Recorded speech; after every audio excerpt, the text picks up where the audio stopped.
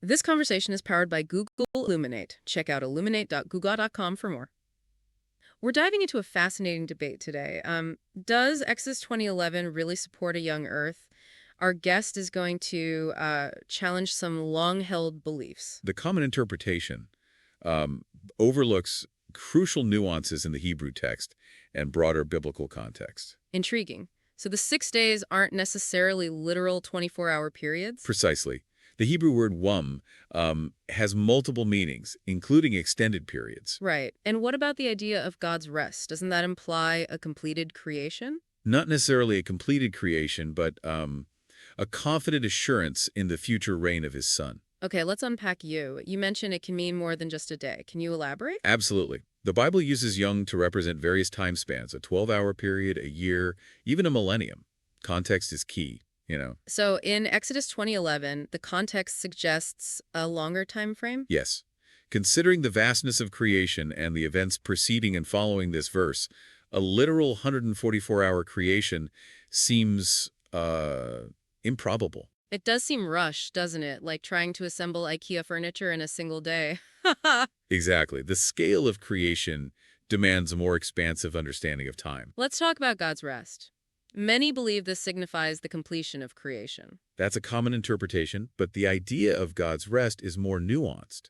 It's not necessarily a cessation of activity, but a confident assurance. Assurance in what? Assurance in the ultimate triumph of his plan, the establishment of his kingdom, and the subjugation of his enemies. His work continues, you see. So God's rest is more about his unwavering faith in the future? Precisely. It's a declaration of his confidence in the ultimate victory of his son, Jesus. This leads us to the concept of the 7,000-year week, often associated with this idea of a longer seventh day. Yes, many interpret the seventh day as a 7,000-year period representing the age to come. God's rest is not a passive state, but an active trust in the unfolding of his plan.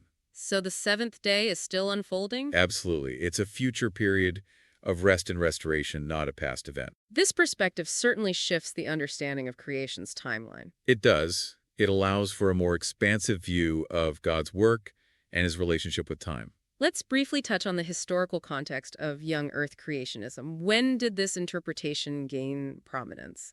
The modern young Earth creationist movement really took off in the 1960s with the publication of the Genesis flood.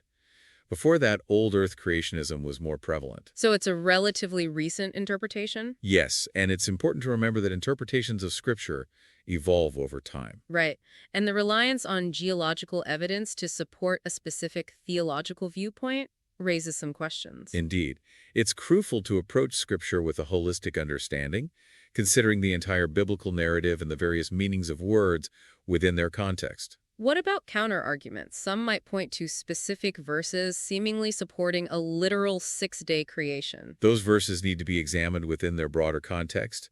The Bible uses figurative language and symbolism frequently. So it's not about picking and choosing verses to support a preconceived notion. Exactly. It's about understanding the overall message and the author's intent. This approach seems to emphasize a more nuanced and holistic understanding of Scripture. Absolutely. It encourages a deeper engagement with the text and a richer appreciation of its complexities. The importance of context cannot be overstated. It seems to be the key to unlocking the true meaning of Exodus 2011. Precisely.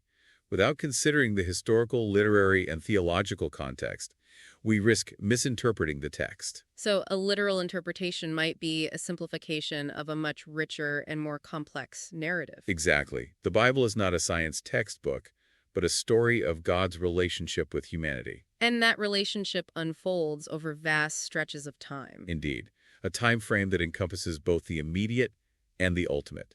Let's return to the idea of God's ongoing work. Even in his rest, he's still actively involved in the world. Absolutely. His rest is not inactivity, but a confident expectation of the future. He's still working to bring about his ultimate plan.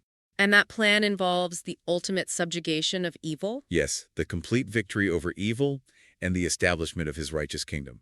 This is the ultimate fulfillment of his rest. So God's rest is a confident anticipation of a future victory? Precisely. A confident assurance that his son will ultimately prevail. This discussion strongly supports an old Earth perspective. How does this understanding impact our faith? It allows for a more expansive view of God's creative power and his long-term plan for humanity. It doesn't diminish our faith, but enriches it.